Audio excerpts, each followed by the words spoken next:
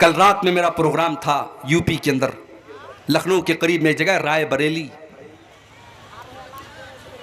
मुझे वहां के नौजवानों ने दावत दी, कहा शेख साहब हमारे यहाँ बिल्कुल अहले हदीस नहीं है, 2-4-5 घर के लोग हैं, आप आइए। पूरा इलाका कब्र परस्तों का इलाका है। मोहब्बत रसूल के मौजू पर वहां मेरी तकरीर हुई। बड़ा अच्छा कस्बा है यूपी का राय बरेली, बड़ी तरक्की भी है वहां के मुसलमान। मुसलमान तो हैं, कौन से मुसलमान हैं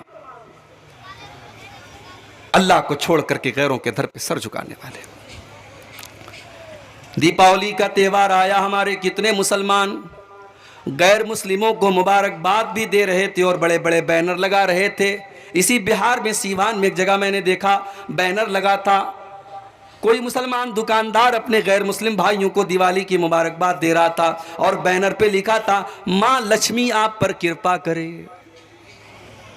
यानी मुसलमान को यह भी पता नहीं है कि तौहीद का मतलब क्या है और शिर्क का मतलब क्या है और कौन सी चीज ऐसी है जो उसकी तौहीद को बर्बाद कर देती है। कुछ बेशरम मुसलमान हैं, कहते अरे हम तो बिस्मिल्लाह पढ़ के सब खा लेते हैं। गैरुल्लाह के नाम पर कोई मुर्गा ज़बा किया गया, गैरुल्लाह के नाम पर बकरा ज़बा किया गया, गैरुल्लाह के दर पे चढ़ाई गई मिठाई आई, ये बेशरम बिस्मिल्लाह पढ़ के खा लेता है। कल को सूअर का गोश्त तेरे सामने आएगा तो बिस्मिल्लाह पढ़ के खा लेगा। कल को शराब तेरे सामने पेश की जाएगी तो बिस्मिल्लाह पढ़ के पी लेगा। जितनी हराम शराब है और जितना हराम सूअर का गोश्त है, उतना ही हराम एक मुसलमान के लिए वो चीज है मेरे भाइयों जिस चीज पर गैरुल्लाह का नाम दिया गया। नहीं जानते हमारे मुसलमान भाई। आजकल बड़ा मीडिया में एक मामला चल रहा है, दिल्ली के अंदर एक मुसलमान लड़के ने गैर मुस्लिम लड़की के साथ लिव इन रिलेशनशिप में रहते थे। अब यह भी चल रहा है समाज में, शादी के बगैर लड़का लड़की रह रहे, समाज को कोई एतराज नहीं है, समाज उसको बर्दाश्त कर रहा है। यह नया भारत है, यह आधुनिक भारत है, यह मॉडर्न भारत है। मेरा इस्लाम तो यह कहता है तुम निकाह कर रहे हो, तुम शादी कर रहे हो। मौलवी साहब भी आ गए, उन्होंने निकाह भी पढ़ा दिया, लेकिन आपका मकसद घर बसाना नहीं है, आपका मकसद सिर्फ अपनी शहवत को पूरी करना है। तो कुरान कहता है कि ऐसा निकाह करना जायज नहीं है। मुहसिनीना गैर मुसाफिहीना, निकाह का मकसद घर बसाना है, परिवार बसाना है, सिर्फ अपनी शहवत को और अपनी सेक्सुअल डिजायर को पूरा करना नहीं है। भाई इंसान और जानवर में कुछ तो फर्क होना चाहिए।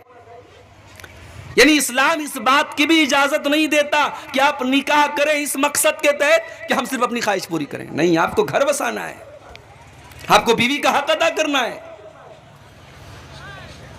वो इस्लाम जो निकाह के मामले में इतनी पाबंदी लगाता है, क्या वो इस्लाम इस बात की इजाजत दे देगा कि लड़का लड़की बगैर शादी के लिव इन रिलेशनशिप में रहें?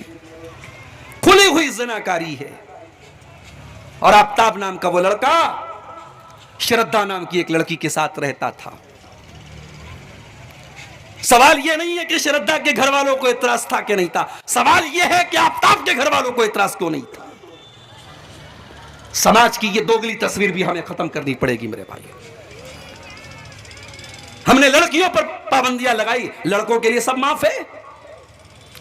स्टेज से तकरीरें होती हैं, लड़कियां मेकअप ना करें, लड़कियां खुशबू ना लगाएं, लड़कियां नकाब में रहें, लड़कियां पर्दे में रहें, और लड़का रात रात भर घर से गायब रहे, उसके ऊपर कोई कानून नहीं है। इस्लाम के अंदर कोई वन वे ट्रैफिक नहीं है मेरे भाई। अगर इस्लाम एक लड़की को यह हुक्म देता है, एक औरत को हुक्म देता है कि वो पर्दे में रहे, वो बेहयाई ना करे, वो ज़िनाकारी का कोई काम ना करे, तो इस्लाम एक मर्द को भी हुक्म देता है कि वो अपनी निगाहों को नीचे रखे, वो ज़िना के करीब न जाए। वला तक़रबुज़्ज़िना इन्नहु काना फ़ाहिशतन वसाअ सबीला। ऐ मुसलमानों, तुम ज़िना के करीब भी न जाना, वो बड़ा ही बुरा रास्ता है, बड़ा ही बुरा काम है। और जानते हो, मैं अभी कटिहार से आपके इस गांव में आ रहा था, रास्ते में कहीं ब्रिज बन रहा था,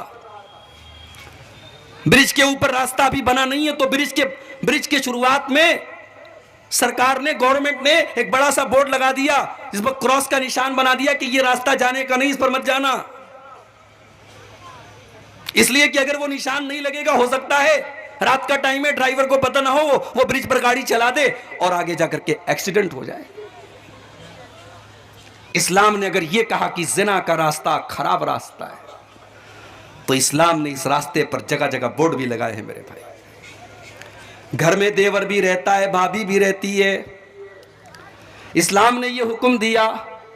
अल्लाह के नबी ने फरमाया इय्याकुम वद्दुखूल अलन निसा, जो औरतें तुम्हारे लिए गैर महरम है, जो तुम्हारी माँ नहीं है, जो तुम्हारी बहन नहीं है, जो तुम्हारी बेटी नहीं है, जो तुम्हारी बहू नहीं है, उन औरतों के पास तुम न जाया करो, उनके पास तुम तन्हाई में न जाया करो, उनके साथ तुम अकेले में न रहा करो। नबी ने एक लफ्ज कह दिया, जीजा को मना कर दिया गया वो साली को बाइक पर बिठा के सैर न कराए, देवर को मना कर दिया गया वो भाभी के साथ बाइक पर न बैठे, वो अकेले कमरे में भाभी के साथ न बैठे। ये तो हमारे इंडिया का कल्चर है, भाभी मां समान होती है। इस्लाम की नजर में भाभी मां समान नहीं होती है। इस्लाम की नजर में भाई के मरने के बाद छोटा भाई अपनी भाभी से शादी भी कर सकता है, भाई के तलाक के बाद शादी कर सकता है। वो आपके लिए गैर महरम है, महरम नहीं है वो, आपके लिए पर्दा है आपका, उससे लिमिट होनी चाहिए आपके और उसके बीच में। इस्लाम ने ज़िनाकारी के रास्ते में मेरे भाइयों बड़े बड़े बोर्ड लगा दिए। खाला का लड़का और खाला की लड़की आपस में गैर महरम में, खाला की लड़की अपने खालाजाद भाई से लिमिट में रहे, हद में रहे, उससे पर्दा करे। फूफी की लड़की, चाचा की लड़की, बड़े अब्बू की लड़की, ये तमाम के तमाम रिश्ते गैर महरम है। आज हमारे समाज में इन रिश्तों को कोई गैर महरम नहीं समझता। घर में औरतें, चाचा का लड़का घर में आता है, औरतें उससे कोई पर्दा नहीं करती, आराम से उसके सामने जैसे चाहे वैसे बैठ जाती हैं। इस्लाम ने यह कह करके बस नहीं कर दिया कि जिना के करीब मत जाओ। इस्लाम ने जिना के रास्ते में जहां जहां इंसान जिना के रास्ते पे जा सकता है, इस्लाम ने बड़े बड़े बोर्ड लगा दिए। आप हैरत करेंगे मेरे भाइयों, मेरी मां और बहनों, अल्लाह ताला ने कुरान में यहां तक बताया कि औरत दुपट्टा कैसे पहनेगी। भाई कुरान अल्लाह की किताब है, कुरान अल्लाह की किताब है। इस किताब में अल्लाह ताला ने यहां तक हमको सिखाया है कि औरत दुपट्टा कैसे ओढ़ेगी घर के अंदर, अपने ससुर के सामने, अपने जेठ के सामने, अपने देवर के सामने, अपने भाई के सामने, अपने रिश्तेदारों के सामने वो दुपट्टा कैसे पहनेगी घर के अंदर। घर के बाहर तो वो नकाब में रहेगी।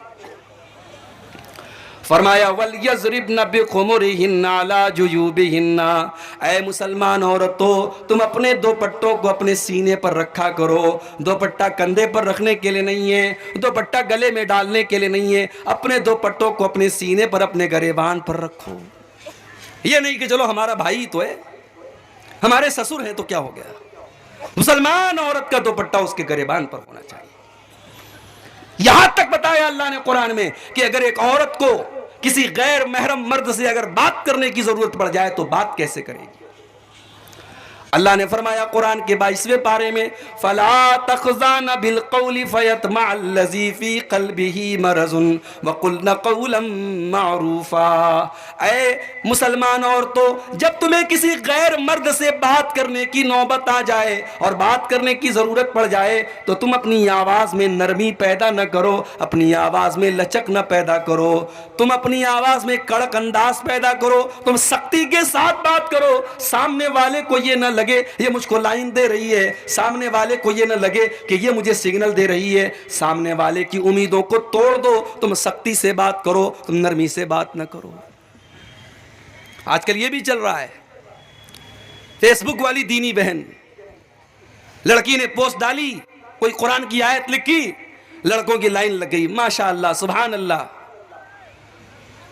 क्या है साहब, अरे ये हमारी दीनी बहन है। अब ये दीनी बहन जो रहती है फिर वो फेसबुक के मैसेंजर पर आती है, फिर वहां पे चैटिंग होती है, फिर चैटिंग के बाद मुलाकात होती है। ये ज़िनाकारी तक पहुंचाने वाले रास्ते हैं मेरे प्यारे साथियों। इस्लाम ने इन रास्तों को बंद किया है। आपकी कोई दीनी वीनी बहन नहीं है। वैसे तो सारे इंसान आपस में एक दूसरे के भाई हैं, सब आदम की औलाद है, सब हव्वा की औलाद है। आपकी बहन सिर्फ आपकी सगी बहन है जो आपकी माँ से माँ के पेट से पैदा हुई है, या आपकी रज़ाई बहन है जिसने आपके साथ दूध में जो शरीक हुई है, जिस औरत का दूध आपने पिया है उस लड़की ने भी पिया, वो आपकी बहन है और आपकी सगी बहन है। बाकी दुनिया में कोई बहन नहीं है आपकी। उससे आपको पर्दा, उस लड़की को आपसे पर्दा करना है और आपको उससे दूर रहना है।